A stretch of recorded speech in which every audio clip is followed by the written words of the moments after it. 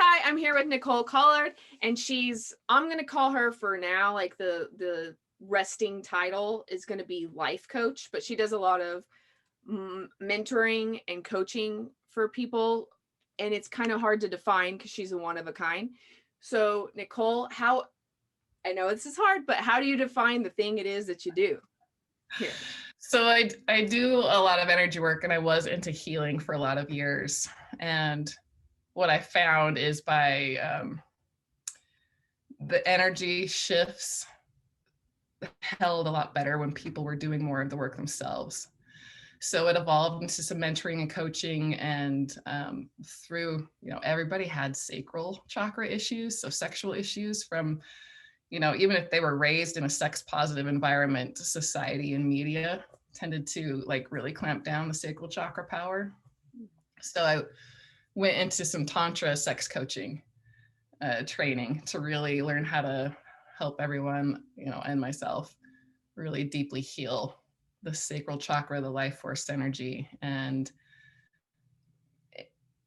really clear the way for us to all own our power without being scared of it, or, scared that we're going to hurt someone by it or be hurt by it. So it is, I don't necessarily know what to call myself either. My clients don't know what to say when they tell people about it. It's just, right. But yeah, it is definitely some empowerment. If you would say like, oh, I'm a Tantra sex coach, like it seems like some people you might draw in the wrong kind of audience sometimes. I don't know. But I recently, this like last year, like got into like reading about a bunch of Tantra stuff and about like thinking about Tantra stuff and energetics is as if like the boobs are like positive points, and like like there's like there's positive and negative energy points like within like the body and the system that flows, and just sort of thinking of sex in general as like an energy exchange, which is just such a different way in which our Western society has made it into this like something else, where I feel like there's a lot of energetics that can be kind of crossed and lost and misused. So like, yeah, the more I read about the Tantra stuff, I was like, oh, this is very cool. Actually, it's like learning more about how to use the machine that is the human. That's kind of how I feel. We have some really powerful gifts and skills, which is one reason why they tend to get clamped down on by different pharmaceuticals or water treatments or things like that. But also it is an amazing connection and energy exchange. It can be so healing in so many ways, and it really does give us access to all the power behind the scenes that we don't realize is necessarily going on all the time. And also the fundamental premise for Tantra is that you're doing things out of love for yourself, not because you need to be fixed or not because anything's broken. And that, that first drive, that's the first premise. That's just, man, a complete life shift change. If you're doing things out of love and for fun, it's a big shift of the journey. And the second principle of Tantra is that you are doing things to know the truth, not because you're seeking pleasure or trying to avoid pain. And so again, the truth, so being able to be in uncomfortable situations, to own your power and do things for the truth's sake rather than, I want to feel good or I don't want to feel bad.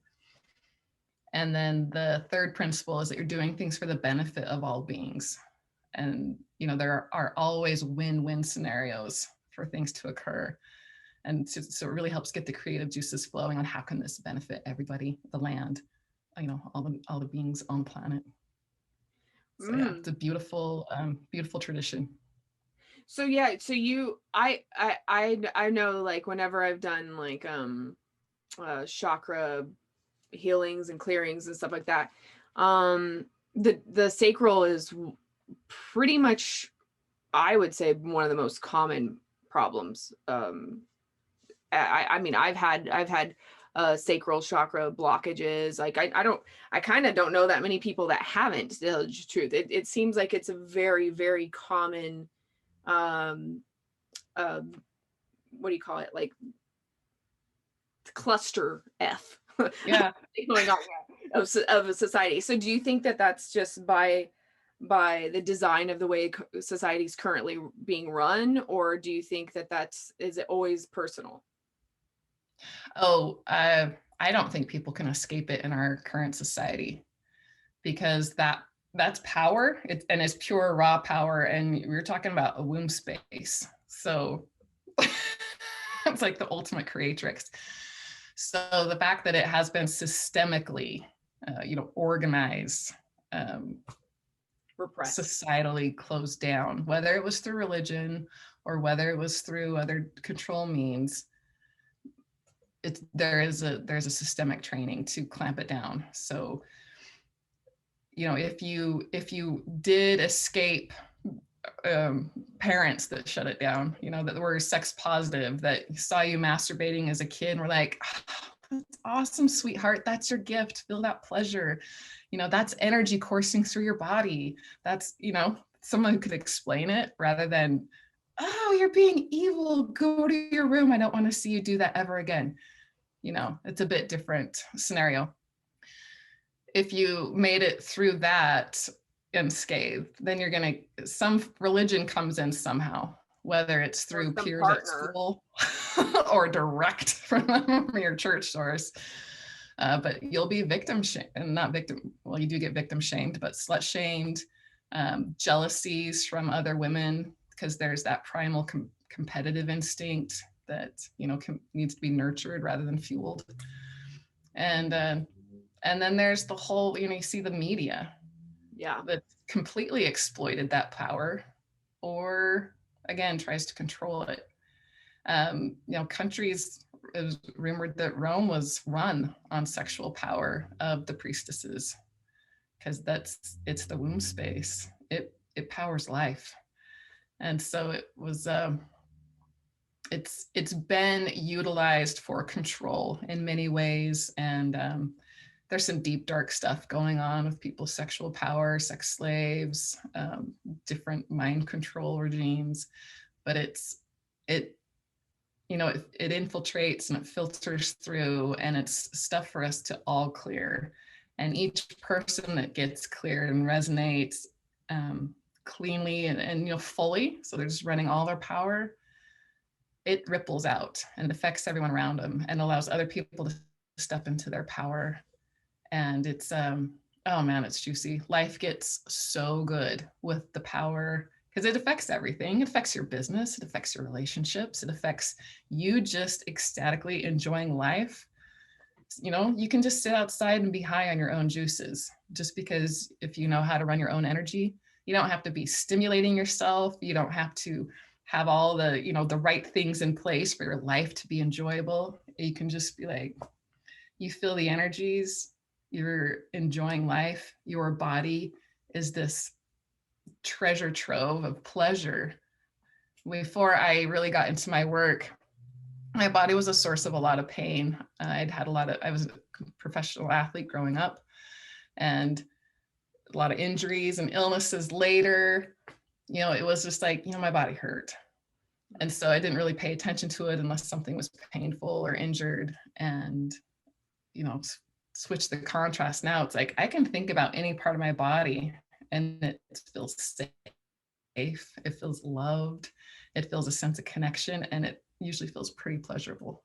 Like my kneecap, woo, that feels amazing. And so it just gets really fun to live in these bodies, because it can just be this universal delight inside. And it's super helpful for when we get into the galactic stuff, because we're whole and healed and integrated. So we can handle this stuff that's kind of outside our realm of, oh, I didn't realize that was possible. Oh, is that what's going on? Okay. It just helps us be a little more open to all the possibilities, because we can ground in those higher frequencies that are coming in, and we're not going to blow our circuits or trip or fry our circuits, because our circuits are running on this self-contained a closed circuit route Right. where they're healthy and they keep self-generating and renewing. Okay, this is fascinating. I need to know more about this. So, okay, give us some tools, like how, like, first of all, how did you initially get into this? And second of all, like, what did you study to learn more about this? Is a lot of this intuitive, or did you actually like formally study some tantric yoga, or like walk us through how you got to where you are here? Okay. Well, all sorts of stuff. First off, let's start when I was little. Oh, there's a lot of stories here. But particularly with my intuitive gifts, I would ask my mom, what am I seeing? I'd be seeing life force energy or energetic fields or beings. And she'd be like, oh, your eyes are just playing tricks on you. Or Your my mind, she would tell you, your mind's just playing tricks on you. I'm like, what am I hearing? It's like, oh, your ears, or you're just hearing things, like, yeah, I really was hearing things. But, I learned to not trust my body or my senses. I learned that, yeah, I couldn't trust what I was receiving and taking in. So that, on top of my mom, bless her, when I told her about abuse I experienced as a kid, she said, well, you were a very sexual child. Of course you would have turned him on. So it's like, cart before the horse, Mom. She definitely did her best, but it was a great foundation for me to learn not how to trust myself, to not feel safe. For people who were supposed to have protected me to have violated me. I experienced life from the place of, just not feeling safe, not feeling protected, not feeling like I had anyone to rely on. The love was very conditional. It was a very religious household. Well, half and half. And so it was a perfect recipe for me to be in the spot where I was from my, kind of a wake up, like, okay, I stuffed all that down, couldn't share anything, and just, hid it away and tried to function through life.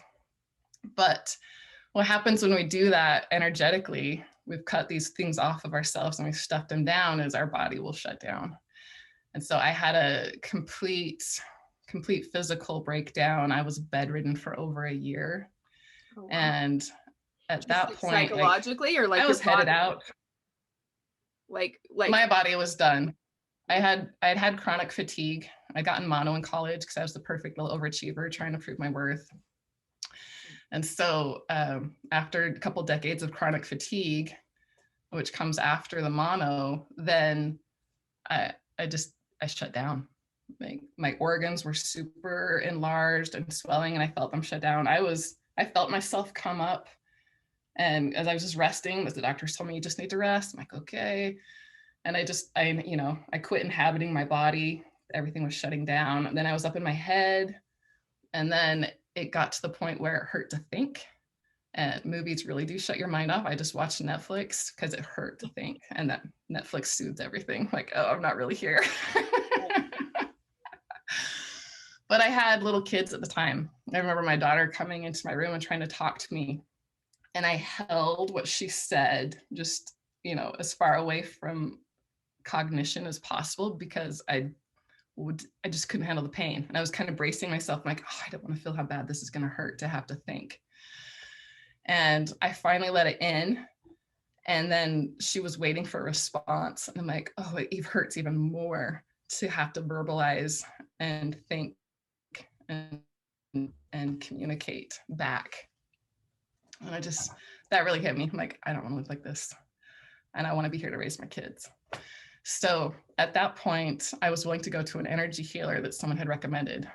This particular energy healer was, it was about strapping electrodes on your head and your wrists and your ankles. So like, wow, I wasn't really looking forward to that, or like thinking that was a good idea.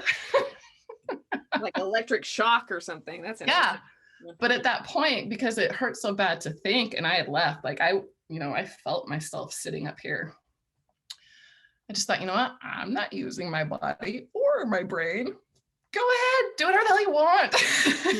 Let's see what happens.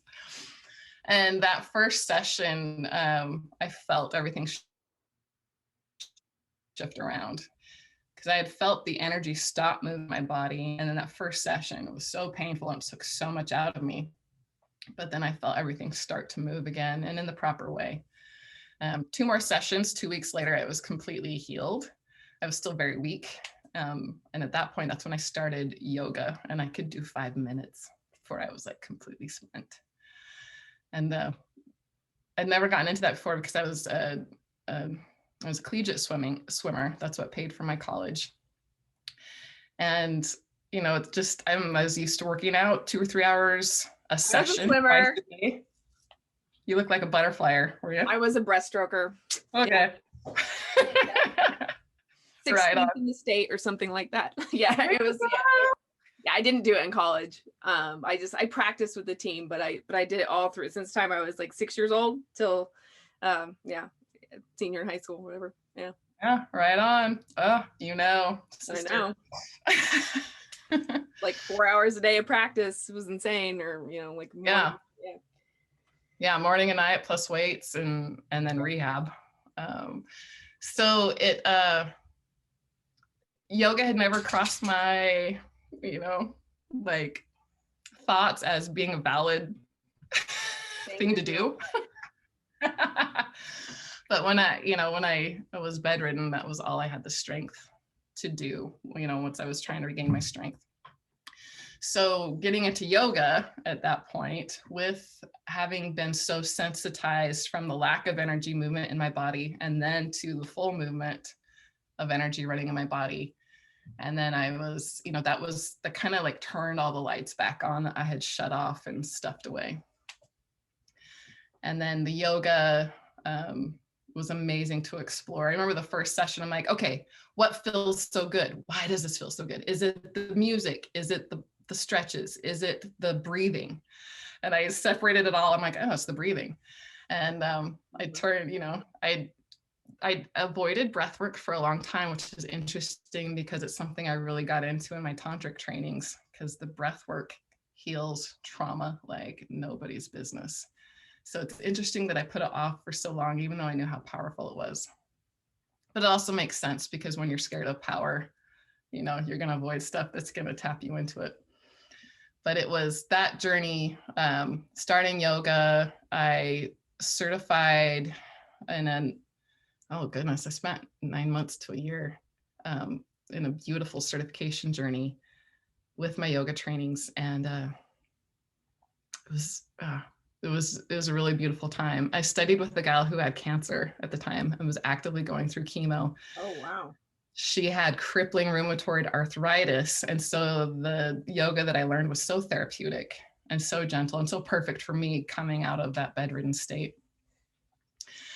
And so that helped unlock some more things in my body. And I was voraciously consuming energy work from every possible, place, person, book, training I could find, because I was just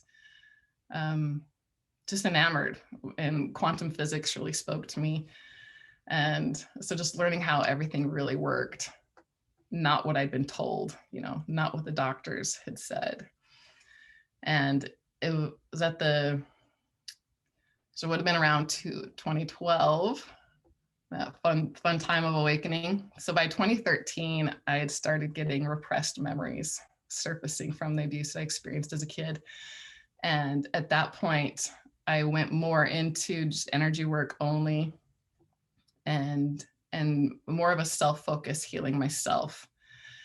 I couldn't sustain the business while I was doing some deep healing work.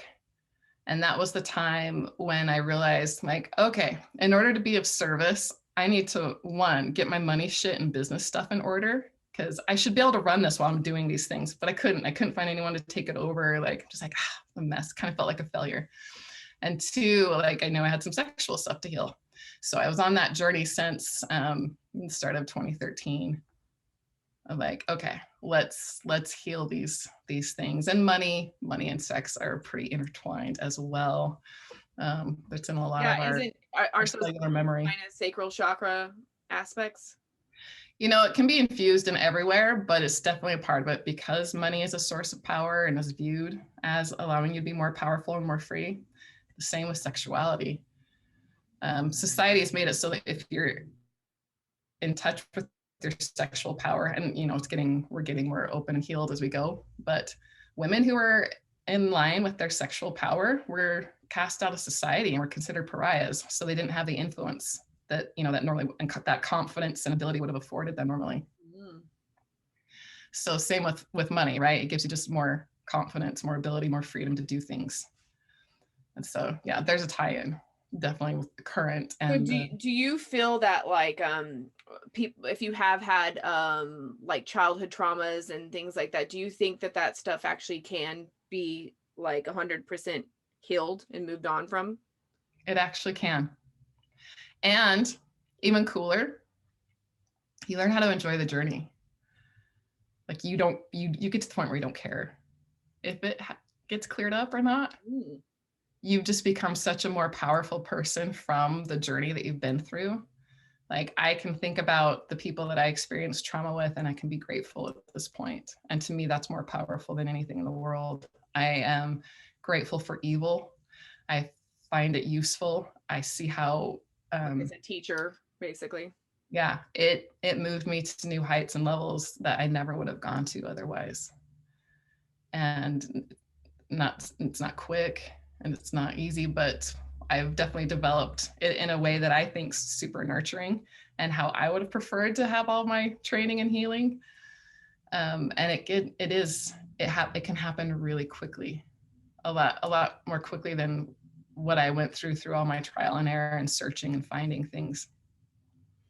So when you work with clients, do you just kind of like hear out their entire story and then based on that use your intuition to kind of like figure out what's going to work best to start their healing journey, or like how, like what's your kind of process with that? So the intuition's always on. Like I said, I did a lot of energy healing before realizing that this was more powerful for everyone. It's I don't need to know anything. Stuff will come up. It doesn't necessarily need to be shared, but I do share any hits I get if it's helpful, and I'll always put it in with a big, you know, just a big label like take this for what it's worth. If you like it, keep it. If you hate it, drop it like a drop it like it's hot. But you don't have to go through any of it. You don't have to bring anything up. Stuff will come up if it's helpful for you, and there's ways to deal with it. I'm an expert at dealing with retrieval, and that is helpful. Yeah, it's the same process, whether it's a memory in this life or it's past life memories, or you're getting other downloads from, you know, what you do at night in your dream time. But it's the same process, and being able to process your stuff in a controlled environment really helps, because especially when your psychic gifts open or when you're processing some stuff or you're getting a lot of hits, sometimes it can really kind of throw you off or throw you around. If you're out and about and in public, you're getting hit, or you're trying to work and you're like having these downloads, it can be really helpful to know how to like contain it and then process it in your own time, and rather than being, you know, taken out and thrown around with the different energies coming in. And right now, you know, with our super high frequency cloud that our solar system's going in and going through, like it's all coming up. This life, other lives, like it's all coming up. So it is so helpful to know how to use it and contain So which it. kind of energy healings have you done? Like I did the rate. I also did my yoga teaching training, and my lady would like when we were done with the day stuff, we'd just talk about David Icke. That's like, I think, when did I start? That was probably like in 2013 or something when I did my yoga training. Maybe 14, 2004. Anyway, I love that stuff. Yeah, yoga for me it was like a moving meditation. It was the first time I learned to actually shut my like be present, be physically actually present, like have no thoughts of the future, no thoughts of the past, just be in the present moment. So that's why I thought that was valuable. But okay, so I've done like Reiki, I've done like 5 or 6 different like where I'll go for a month and learn. Like I went to India and I've been to Taos for this gamma ray healing, energy healing. I've done a lot of them. I love learning about all different kind of energy modalities. So what are yours and what have you found that worked? And do you kind of I don't know if you're like, for me, I don't do any of it on anybody else but myself. But what I do is I cherry pick from all the different things, like I've kind of come with a conglomeration of my own things of energy stuff that I've liked. I've done like the what is it? The Eden energy method thing, Donna Eden. Yeah, I did a course on that for like a weekend. I don't know. So tell me about your energy working. Okay. Well, the first energy book I read was Donna Eden, because this gal's machine, I told you about the electrode she strapped me up to. She's like, here, just read this book and then you can learn what the machine does. So yeah, that was my first introduction. I feel like I've studied everything under the sun, except I've actually never trained in Reiki or had a Reiki session before. But the essence, what really matters is the transmission you receive from the healer. It actually doesn't matter what modality you use, except caveat that with breath work is super powerful, and anything that gets you into your body. So right now I currently use a blend of tantric practices, proven therapeutic practices, and the breath work, because it totally gets you in to your body, into your own. So what specific kind of breath work do you use? Continuous breath work. So long as you're not pausing at the top or the bottom. It's very different than a lot of pranayama practices. This links up your brains, your subconscious with your conscious. It quiets your conscious mind, but it also is you're connecting with your unconscious. I'm trying to do that right now as I'm talking to you. I'm like, don't pause at the front or don't pause at the bottom. Do it continuously. That will put you. It's very much a flowing way to do it. It will put you into an altered brain state. If you're healed by having different memories come up, they will come up and surface during that time. It allows you to heal your trauma, your stress cycle response. So anytime growing up, right, 0 to 7, we've imprinted our lives. Boom. Okay, we got all our dysfunction. Great. Now we understand what it's like to be dissociated, so we can enjoy good stuff there if we get there. But anytime your fight or flight was interrupted, so you're a little kid, you're not allowed to run away from your parents, actually gets you into more trouble. So you repress your flight response. You're not allowed to hit your parents even after they hit you and defend yourself. You get in more trouble. Okay, so you repressed your fight response. And it keeps getting more and more repressed the more conditioned we get, right, through school, through other things. Every time that was stopped, that energy did not complete and then go back into our body to recirculate. It stayed, and it stays there until it gets completed. So that you're going to keep running future scenarios of, okay, maybe we can complete our flight response this time. And that's how we have chaos and shit in our life, because it's just trying to complete. So you can keep running out in your life and choose different scenarios. That happens. People do heal just naturally without anybody ever assisting. Mm-hmm. Or you can just go do a breathwork session. Sometimes it's, a lot can happen in 5 minutes of breathwork. And boom, you're allowed to thrash on the floor like you're running, or you're fighting somebody off, or you're able to scream. Boom, you've just completed that stress response. And now all the energy is back into circulation, aligned with what you are trying to actually accomplish in life. And so instead of self-sabotage going on anytime you're trying to do something, you've got extra allies and support behind you, helping you do stuff. Do you do breath work on your own, like a lot, like often? I did back when I was in the training that I did was super intense. And I was constantly bringing stuff up like every day to work through. So I did a lot then, and the year after the training, because the training was so intense, it was almost traumatizing. I did a lot the following year. I do less now, mainly just with my clients, but it's still amazing. It's so empowering. And Yeah, I just see miracles happen with all the time. And it's something I love. I found that the most effective things are the things that we can do innately. Breath is super powerful. We already know how many altered states it can put us in. And Yeah. it, Well, and there's it's so amazing how unconscious we are about it, you know, like even just like I sometimes I try to do even just 10 deep breaths a day and just like be like do like the deep belly breaths, you know, like when I'm laying in bed and just to mhm. bring some more oxygen into my brain and be calmer or whatever.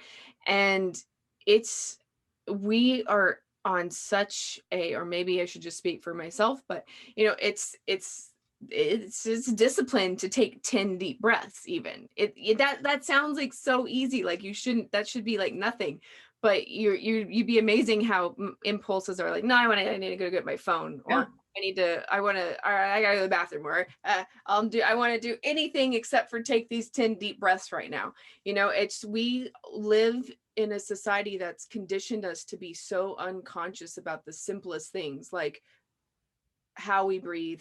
I mean, I've been currently, like, I've been trying to breathe out of my nose more when I'm not talking and not breathe. I don't want to be a mouth breather, but also, I mean, like, that's good for like your filtration system. It's good for everything. But even trying to sleep with my mouth completely shut and just breathe in and out of my nose, because it like maintains better health. And like, you can read a whole bunch of stuff about like why it's better and stuff.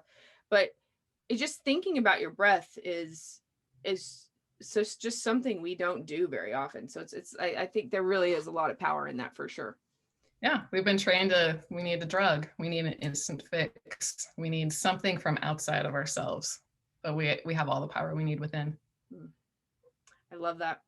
Okay, so um we met in Arkansas at this retreat, and like we both are, you know, we're both like into UFOs or, you know, alien type galactic things and stuff. So what's your journey with that? Like, when, like, have you ever seen a UFO?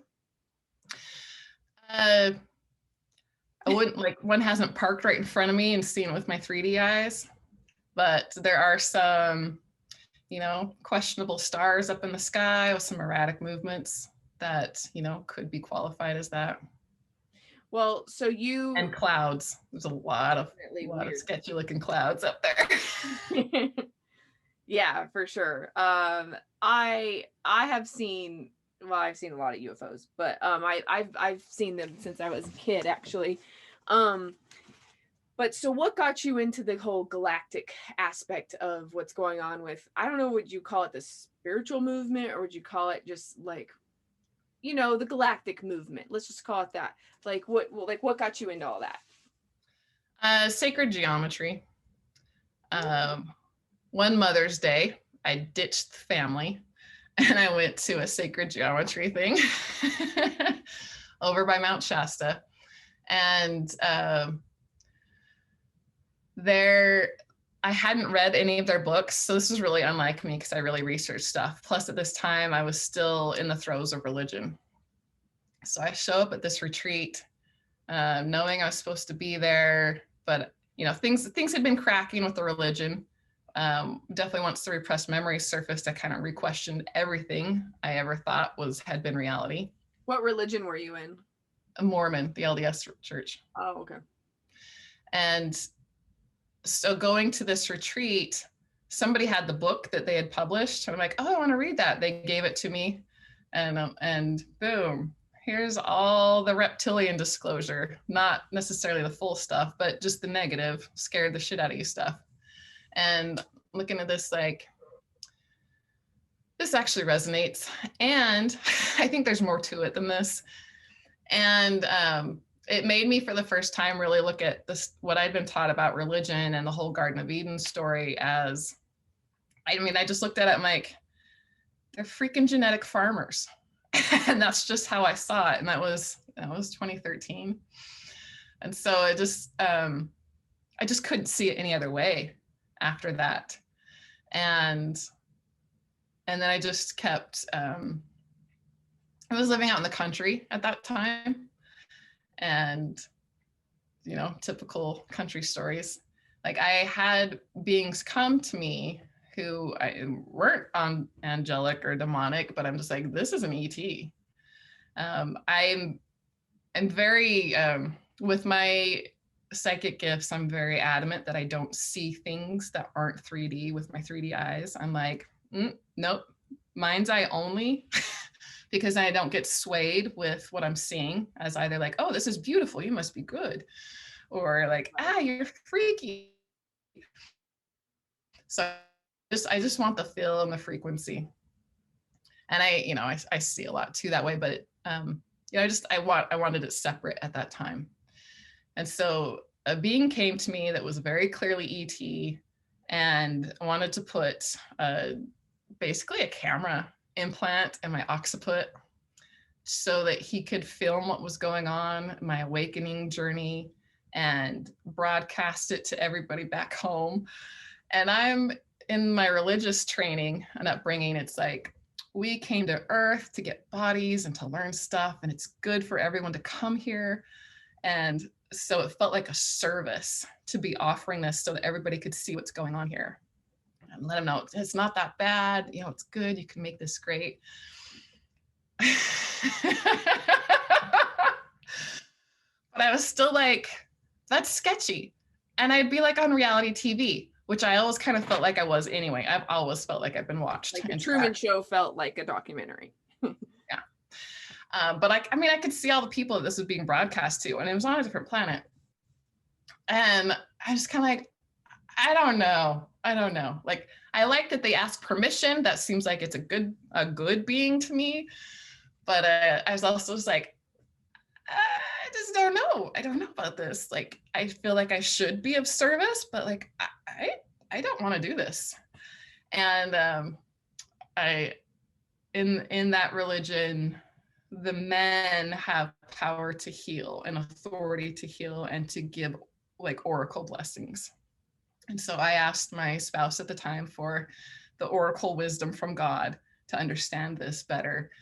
And the blessing he gave me is a laying out of hands blessing, told me that Jesus is over all, and all beings report and respond to him. And so if anything's coming to me, it's from Christ, and this is all okay. And I hadn't told my husband what was going on because he was pretty gaslighting of just my psychic gifts. So I wasn't about to share like ET stuff going on. Right. So he gave me that, and I still like, that doesn't make me feel any better. And I don't know if I agree with any of that. And it was kind of another chink in my religious facade falling down. So that I did end up being like, okay, let's see what's going on with this. And there are a lot of times where I tried to go back on that. And that's something I could clear now, but I also know that I'm tracked and monitored in so many that it just doesn't even matter. I'm like, whatever. Join the show, everybody. Grab your popcorn, have fun watching the drama. Well, like, I think a lot of times some of that goes back to like if the Akashic records is a thing or not. I think everything that any of us do are, well, from my perspective, or from my experiences that inform my perspective, I've gotten to this point where I kind of think we all are all like an aspect of one thing in some respects, like when it goes like if you follow it back to the deepest of the deep of the thing.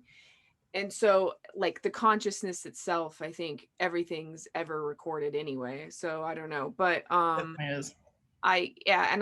had some galactic memories that I actually kind of came in with, like I never forgot them. But one of my memories of this one thing that it was a lion, and it was I've told this before on my podcast before, but I was basically like, it feels like the way memories feel. So I'm just going to call it a memory. I don't know what it is or isn't, but this giant lion that I was like everything that he saw, smelt, heard, everything was recorded in. And then so he basically was like a National Geographic reporter of different planets. So this lion tall being thing would go to a planet. He would stay for the entire duration of the season, like, all 4 seasons or however many seasons this one particular planet had. And then he would record just like go to different towns every night and that kind of thing. And at the end, when he was done with an assignment, he would there was this blue ball, this blue sphere of felt like a jelly, and you could stick your head in it, and you could it's like a VR machine. It was crazy. I have this memory of screen of this thing that existed, but what was interesting about it is he was kind of more of like a Google mapper, like even though I don't know why I'm calling him a he, because it was a me, which I was a he at that time. But anyway, super crazy, but whatever. Just go with it for a second. The thing is it was like, if I went into that shop, then you could go into that shop. But if I didn't go into that shop, you could walk up to the door, but you wouldn't be able to go into it. But you weren't watching a video. It wasn't like you had to do, when you stuck your head in the VR sphere, it's not like you had to just watch everything I did or do it in the order I did it, or, you know, see how I did. Like, I'm not even in it. I just mapped out the world for you. So that's something that I have as what feels like a memory of. So like, yeah, I think that there are recording devices is the long and the short of that. I love it. Your son's a lot more exciting than my reality TV one. Well, I don't know. For me, it was like, it doesn't feel like it's necessarily broadcast on a, like, let's get some popcorn. It feels like you have to intentionally, like, for your own self, want to go in and access a record and then look at it. You know, I don't know, but maybe, who knows? That's cool. Thanks for sharing that. Yeah. I want to add some more to that, because what I found is when I was healing trauma, and I've seen this with my clients as well, if you're in a victim consciousness state more than not, you tend to attract bullies, whether from this sphere or any other. So during the time when I was trying to heal, you know, I would wake up with bruises or scratches from nighttime. And, you know, I would encounter it with different people around me too. Like, people would just come kind of pick on me because I was still clearing out, you know, that victim frequency. And so once that was completed, and once I took a stand for like, yeah, no more, then the different experiences I was having were respectful. And so it's, I just wanted to put that out there, that another great reason to heal your stuff. But it went, you know, from now it's like most of my contact is in dream time, from galactic sources especially. But it, you know, they'll come and talk to me, because I have a pet peeve about everyone trying to work with me while I'm tired and in bed. I'm like, listen, you know, 1, get out of my bedroom. 2, I'm tired and vulnerable. Like, I don't want to make big life-changing decisions right now. Wait until I'm rested. And so having some boundaries with that. And so now, like, before I am about to go do big stuff on ship, they'll come to me before I'm tired at night. They'll have a discussion with me in the living room. And I'm like, yes, this is good. This is something I'm supposed to do. Okay, I'm excited. I'll go to bed anticipating a fun adventure. I'll have it. I'll come back. And I'm not marked up, because I'm like, you know what? If you have all this technology and you're benevolent, I don't think there should be a mark on me. And that's what I've seen. You know, it's like, yeah, unless I was clumsy on ship, which has happened. When you know, sometimes when you look around too far, you bump into stuff. But it has been respectful and fun, and, you know, the memories. Yeah. Again, memories. I observe everything with just a lot of, you know, a grain of salt, if you will. Like, I don't know if it's a screen memory. I don't know if not. I have requested, like, I don't want a screen memory unless it's like super epic and I know it's just a fun movie. Like, I want to know the difference. If it's something that I can't handle knowing, would blow some circuitry, then just blank it. I don't want to know anything. But, you know, I do always kind of just hold a big space for Memorex, you know, for screen implants, for anything like that. But yep. I'm to the point where I can tell screen memories pretty easily now, and go through the different layers, which, you know, again, it's all part of that same memory retrieval process, which Tantra teaches you. Like, they had tons of extraterrestrials in tantric time and Vedic stuff. So, like, when you say tantric teaches you this, is there some definitive books on Tantra? that are like a must read if you want to get There into are, and I haven't read them. Okay. So There's the Vedas. I get so nuanced with translations because they can mean such different things depending on who's translated them. And it hasn't been my calling in this lifetime to be a linguist right. with Yeah. dead languages. And so it's just not something I've done. And I've just gone again with my instinct and intuition. But the practices of Tantra, of just integration, of reconnecting with yourself, of honoring things that you learned to shame, and just becoming whole again, one whole being, you know, beyond good and bad, beyond the duality. That's the healing process. And there's a lot of ways to get to it. I've just found this one super helpful and body friendly and, you know, fun with all the sexuality. Super fun. That is really cool. I mean, like I know, cause like when you look online, there's limited resources on Tantra stuff before it gets like where it's just like people wanting to look, where it just becomes like almost like it's just pornographic or something. And I'm like, I actually just want to know like about like like the actual tools. Like I want to know about like the subject of it, you know. It seems like it's kind of there's a lot of, it's not the easiest subject in the world to get the what do you call it, the fundamentals in an easy route. Yeah because there are a lot of shady gurus, and I think gurus can start out awesome, but power does corrupt people. If you are not integrated and have worked through all your shadow selves. Yeah, it's like that OSHA dude, wasn't he? That power, I mean, it flips a switch, it corrupts you. People and energy workers, I mean, you can find it in all areas. Religious people, they can get addicted to their followers' energy. They can make their followers feel so good that their followers get addicted, and vice versa. They're also addicted to the attention. And we know how, I mean, you can just see that on likes and not likes, right? Like, oh, I need a hit. I need some recognition. Yeah. So it is sketchy, I think, finding a good tantric source. I did my studies through Layla Martin. She does tantric and she does neo and classical. Not all teachers are in integrity. I've found her to be good. She has a sexual marketing, which is kind of off-putting, but she's the girl that died. Fun. Not that I know of. Okay, there's some Tantra girl online who was with that Mind Valley. I thought her name was Layla. Maybe it wasn't, but she ended up dying like, I don't know, a couple years ago. And it was like because she was alive in 2019. She's still going, I believe.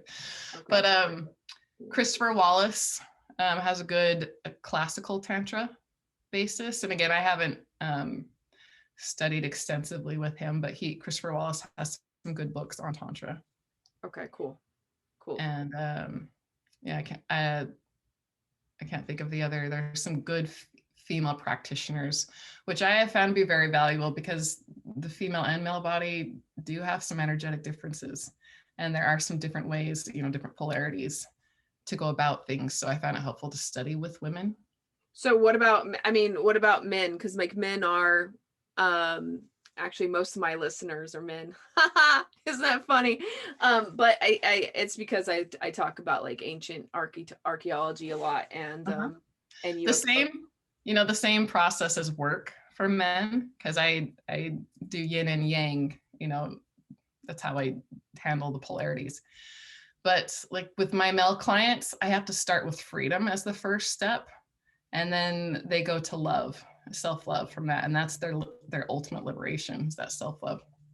With my female clients, I start with love and self-love, and then we get to the ultimate freedom and liberation. Okay, so it's like you just have to kind of start at different ways, you know, to make sure the oxygen's in the room so we can start. But the same processes work.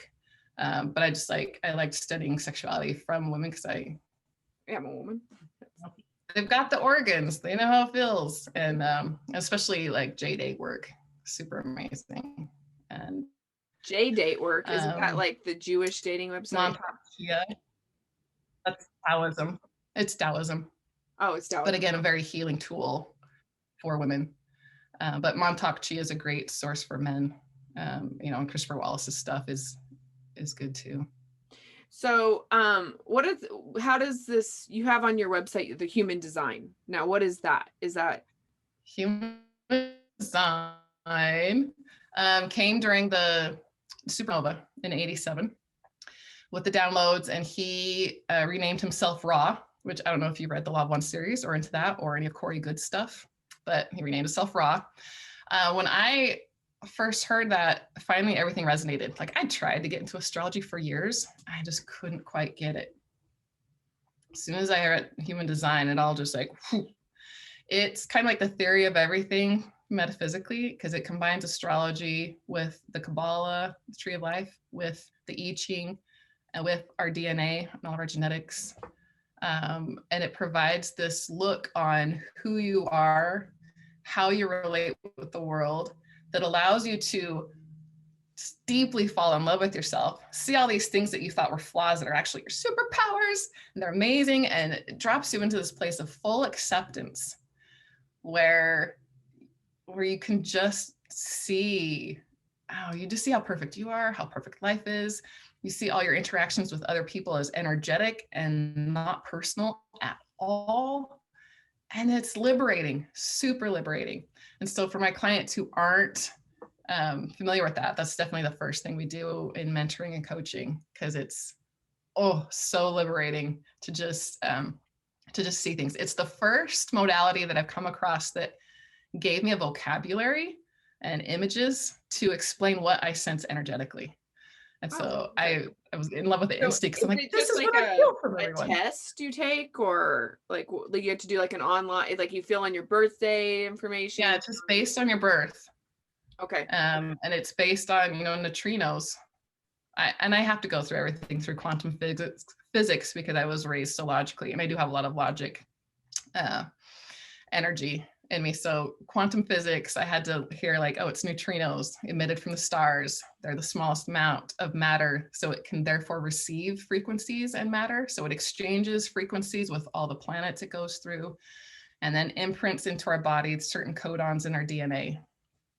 And our DNA holds light. And we won't go into anything that's altering our DNA right now, but it's great to have your light capturing material functioning. And so it marks that your DNA codons with that certain frequency that the planets have. And, in astrology, I can now appreciate that they gave these, planets personas and things like that, because the frequency does feel like that energy that you get from a story or persona. And so that uses your conscious like moment of birth when you're separated from your mom, as well as an unconscious system of imprinting when human design says that your soul went into your body. Now, I've seen a lot of different soul entry times. And if that just wants to be a time when that imprint happens, whether your soul's in there or not, that makes sense to me. But I do see a lot of different imprint souls coming in at different times. You mean like whether you were like 3 months the day you were born, something like, I mean, like, yeah, I've heard of different like there's different religions that think that it doesn't come until you're like 3 months old after you've already been born. I mean, like there's different people are, yeah. So that is like your interest. I've seen different souls have to work with their body a little bit longer to interface. And, depending on where we're originating from, or if this is our first rodeo on Earth, like there's different, I see a lot of different stuff happening. I always have had a problem with astrology. For me, I just have a hard time being like defined. But like, what about the people who are born in the exact same day as you, in the exact same like time zone at the exact same minute? Are they exactly like you? I'm sure there is more than, I don't know. I get kind of like, I hate being defined by these things, but then I realize that they're just tools to help you navigate, and they are accurate a lot of times, which is crazy. But I don't like it.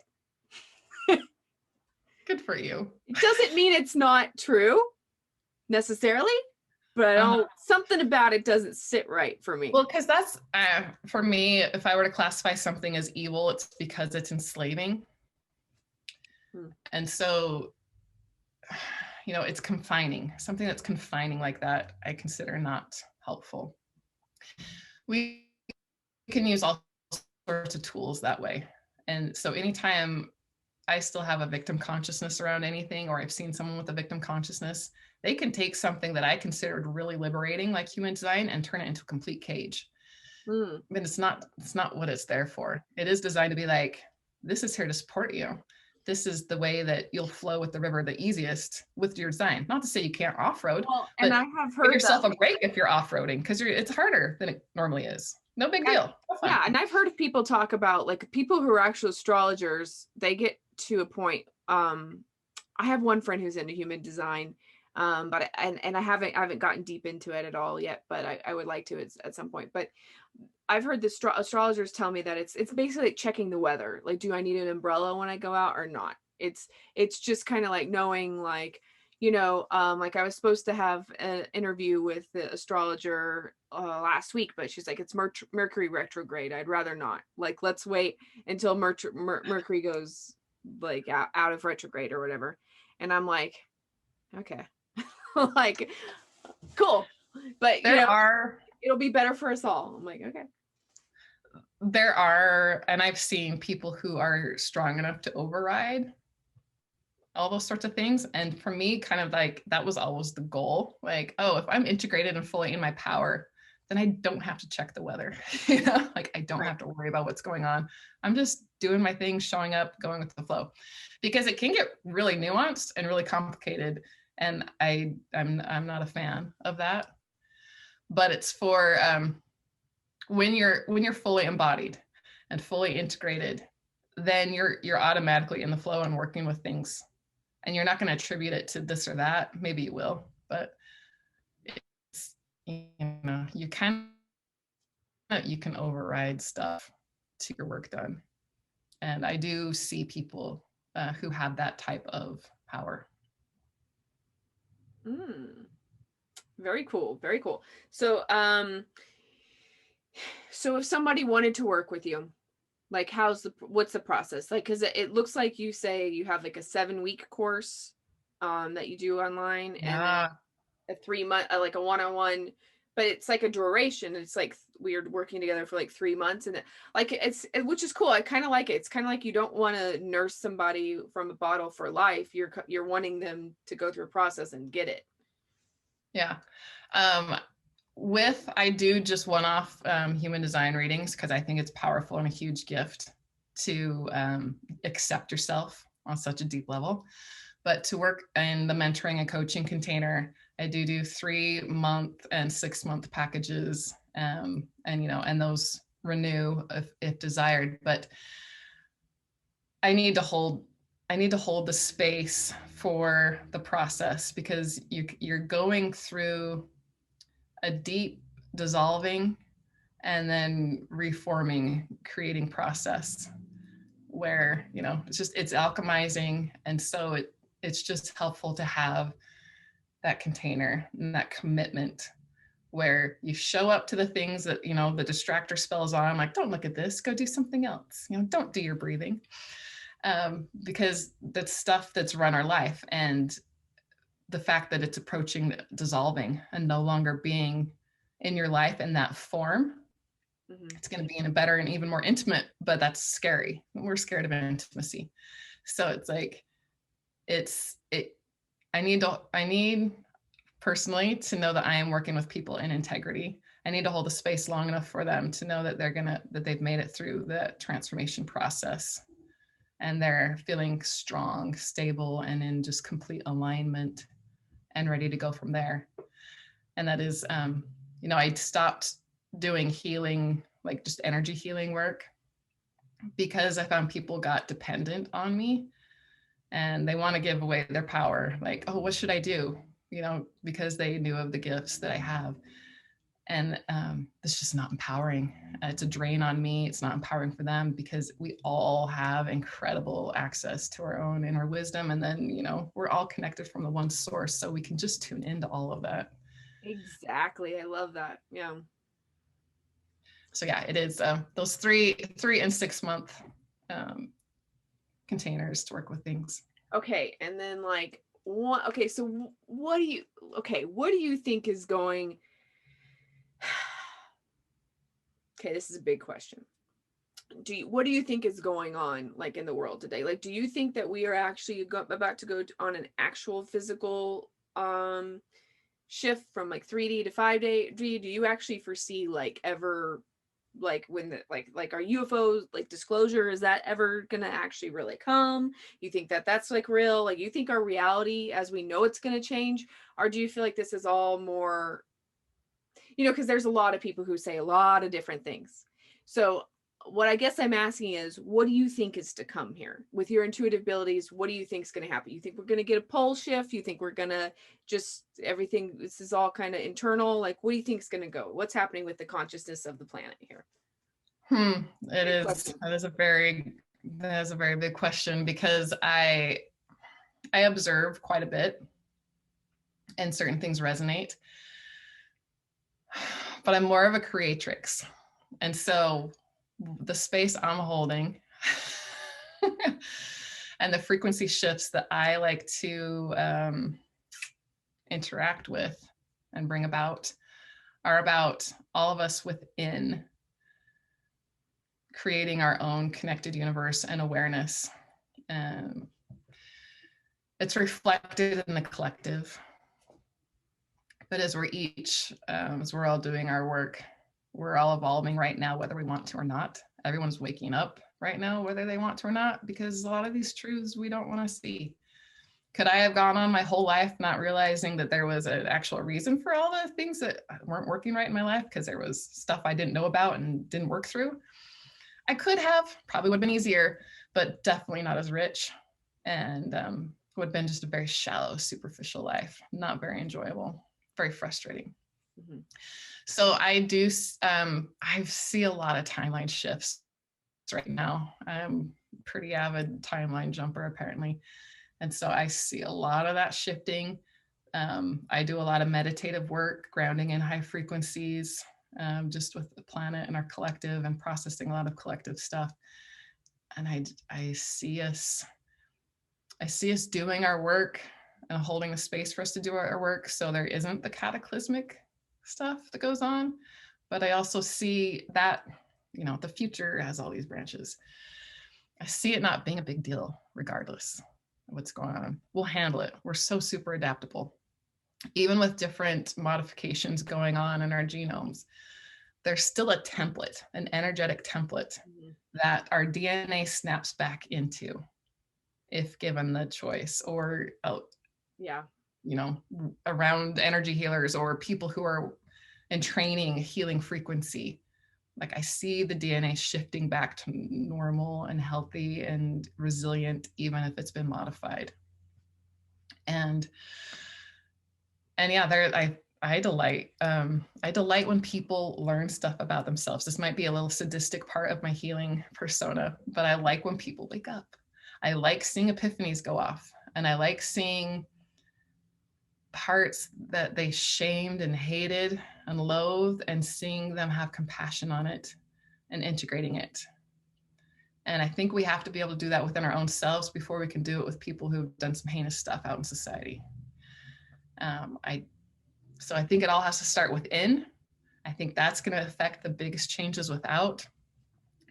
But, from what I'm viewing with the different patterns and things that I track, I see a lot of disclosure coming up.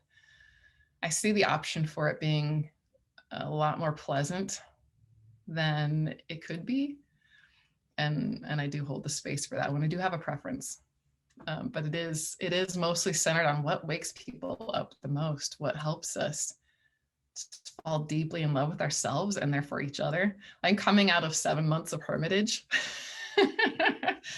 And I needed hermit time because I do thrive on hermit time. But I was 7 months in a little cabin in the woods, away from EMF, away from a whole bunch of pollutants, sound, light, and electromagnetics. I was in this beautiful little bubble, really working with a lot of devic energies. And It was delightful. But I'm also, because I got my hermit cup filled now, and I see people, I'm like, oh, hi, person. I'm gonna be with you. And they're at the store. They probably could care less if I existed or not. But I'm like, I'm delighted they're there. I'm delighted they're on planet. Like, oh, we're all here right at this time when we're all waking up and we're shifting. And it's the end of a yuga. I mean, the math is there. It's kind of indisputable. It's a shift time. But it is, it's the great year. And this is what we showed up for. And I think it's exciting. It's a privilege to be here right now. I love your perspective. Yeah, I love that. It doesn't have to be like this giant, like the end is nigh, like we're all gonna die. Like we can literally just change, like, come out of something. We could just become butterflies. We're getting access to all our superpowers. I mean, it's pretty awesome. Yeah.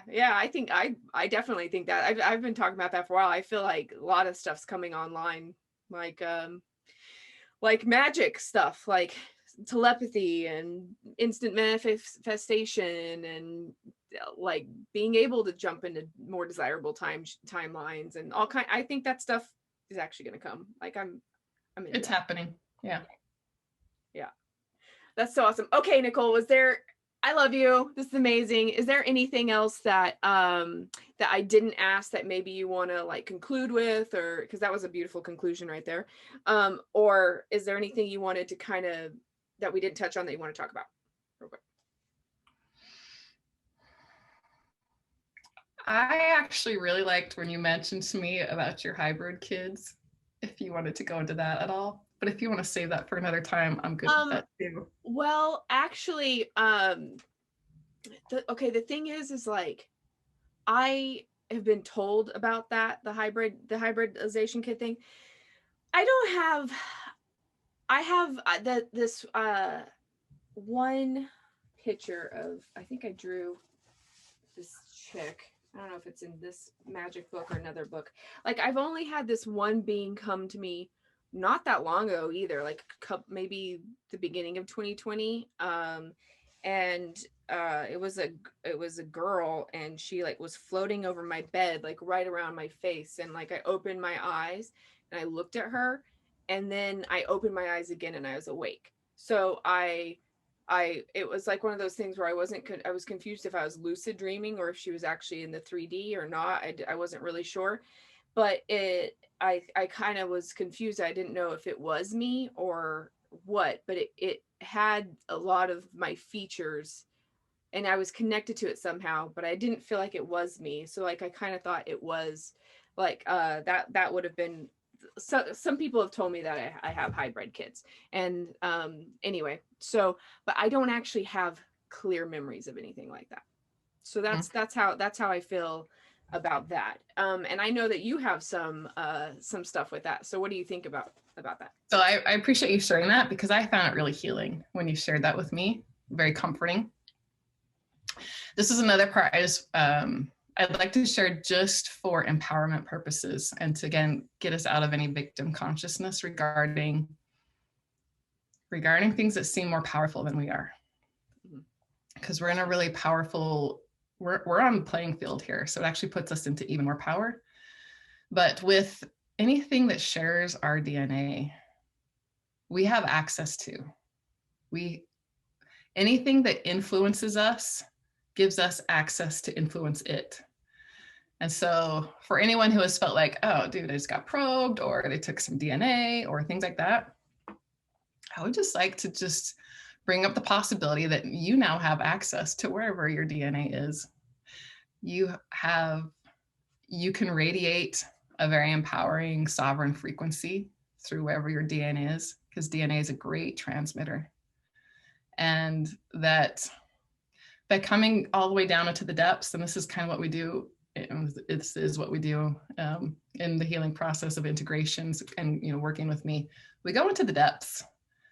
And when you go down to the depths, you're powerful enough to come back up fully integrated. And so just the possibility that we may have come here to maybe feel like we've gone all the way down to the depths. We've gotten picked on, we've gotten bullied. We've gotten all these people who have taken things from us. And that actually makes us more powerful with access to all those things to transmit healing, integration, sovereignty, more connection. Yeah, I think that's beautiful. And for me, sovereignty was something that I have heard that word for a long time, but I didn't really clicked in a couple years ago where I was just kind of like, I had this realization where it doesn't matter if you're a demon or an angel or whatever. The thing is that you and I are both in existence at this exact moment if we're interacting. And there are you are your own sovereign entity and your own sovereign expression of the source of everything. So for me, I kind of feel like this whole evil good like duality programming that we're getting, or like there are these things that you need to be scared of, or that are coming to save us, or that are bigger or better than us or whatever. That is also, that's also an illusion or a paradigm, or maybe not. I don't know if it's illusion. I mean, that's also a program. That's something that is put on us. So it really is about like stepping into your own power and being like, you can decide to be in fear or not. It doesn't really, but that's actually your choice to do. And you can decide like, hey, I don't give you permission to be here. If we're going to talk, I like how you said earlier, if we're going to talk, that's cool. But like, we're not doing this alone at night in my bedroom thing. If we're going to be doing this, you guys come to me in the living room before I go to bed. I get to get some sleep. Like, you have your own sovereignty that you can claim and be in. And I think that a part of all of that programming with like, whether like, I don't actually have abduction memories per se that are like super clear. Well, actually I do. But from when I was younger, but I don't play the victim anymore. I don't like that game. Yeah. Okay. So I don't know if I'm saying this right, but I kind of feel like they aren't any more powerful than I am. I don't know if I'm wording that correctly or not. Brava. Yeah. So yeah, that's how I feel about all that. And I like that you said, like, if you took something from me, I like, if you took my DNA, then I'm also I can access that. And like, that's it's not a one-way exchange. Yep. Powerful truth right there. Yeah. But yeah, that is such a complicated subject. It really is. And it's also one of those subjects that I think that unless you've kind of had some realms in it, like it either doesn't interest people, or it's it's a kind of a difficult one to go into. I just wanted to bring the sovereignty out of that scenario for anyone who may be going through that. Yeah, for sure. This is a PowerPoint time for sure. So thank you for going there with me. Awesome. Well, yeah. Okay. So where can people find you? I'm at Nicole-Collard.com, and you can contact me on my website there. Nicole-Collard, like the superfood green, COLLARD.com. I love it. Okay. Well, thank you so much, Nicole. Thank you for coming on. Pleasure to be here. Love getting to connect with you, Nikki. Thank you. Thank you. All right. Bye. Bye.